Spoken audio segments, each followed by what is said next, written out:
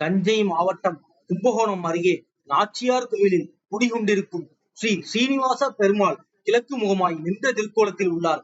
பெருமாளின் வலது பக்கத்தில் நம்பிக்கை நாச்சியார் மஞ்சுளவல்லி என்ற திருநாமத்துடன் தமது வலது திருக்கையில் வரத முத்திரையுடன் இடது திருக்கையை தொங்கவிட்டுக் கொண்டு நின்ற திருக்கோலத்தில் உள்ளார். இவ்வாறு நாச்சியார் மூலவர் பெருமாளுடன் மூலஸ்தானத்திலேயே நின்ற திருக்கோலத்துடன் மற்ற எந்த திவ்ய தேசத்திலும் இல்லாத வகையில் இக்கோயிலில் தரிசனம் தருகிறார். ஸ்ரீனிவாச பெருமாளுக்கு வலது பக்கத்தில் நான்முக பிரம்மன் சங்கர்ஷனன் என்ற பெருமாளும், இடது பக்கத்தில் வரிசையாக அனிருத்தரன் பிரத்யும்னன் இவர் மட்டும் சற்று குட்டையான திருமேனியுடன் எழுந்தொழியுள்ளார். சாம்பன் என்ற புருஷோத்தமன் என்பவர் மிடுக்காக நின்ற திருக்கோலத்தில் காட்சி தருவது கூடுதல் சிறப்பாகும்.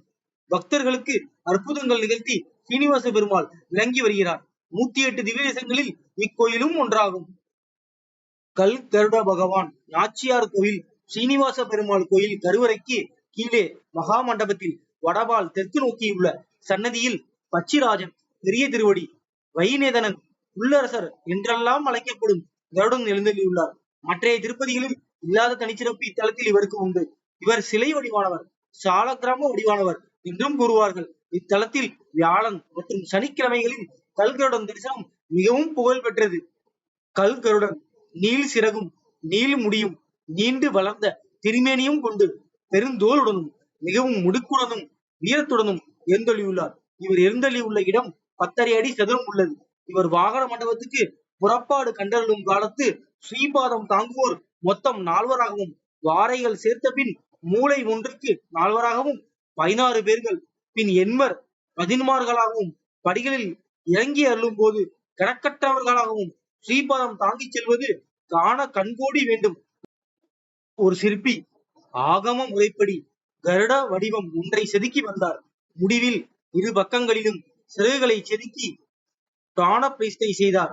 அப்போது திடீரென்று உயிர் பெற்ற கருடன் வானத்தில் எழும்பி பறந்ததைக் கண்டு அச்சமுற்ற சிற்பி உடனே தன் கையில் இருந்த கல் உளியை எடுத்து கருடன் மீது வீசினார். அதனால் கருடன் மூக்கில் அடிபட்டு அதன் பின்பு கலியுக வரதராய் அவர் இறங்கி வந்து அமர்ந்தது நாச்சியார் கோயில் எனும் இத்தலமே ஆகும் என்பது புராண வரலாறு. இவரது திரு நட்சத்திரம் சுவாதி ஆனதால் அன்று கருடனுக்கு அர்ச்சனை செய்வது மிகவும் உகந்தது. கல்கருடன் வருடத்துக்கு 2 முறை சீனிவாச பெருமாளுடன் எழுந்தள்ளுவது காணத்தக்கதொரு காட்சியாகும். அருள்மிகு மஞ்சுளவல்லி தாயார் சமேத நரையூர் நம்பியான சீனிவாச பெருமாளை தரிசித்தால் கஷ்டங்கள் கவலைகள் விலகும். கல்கருட பகவானை சரணடைந்தோருக்கு மறுபிறவி இல்லை என்பது திண்ணமாகும். மறக்காம நம்ம சேனலை சப்ஸ்கிரைப் பண்ணீங்க. நாளைக்கு ஒரு அதிசய கோயில் உங்களுக்கு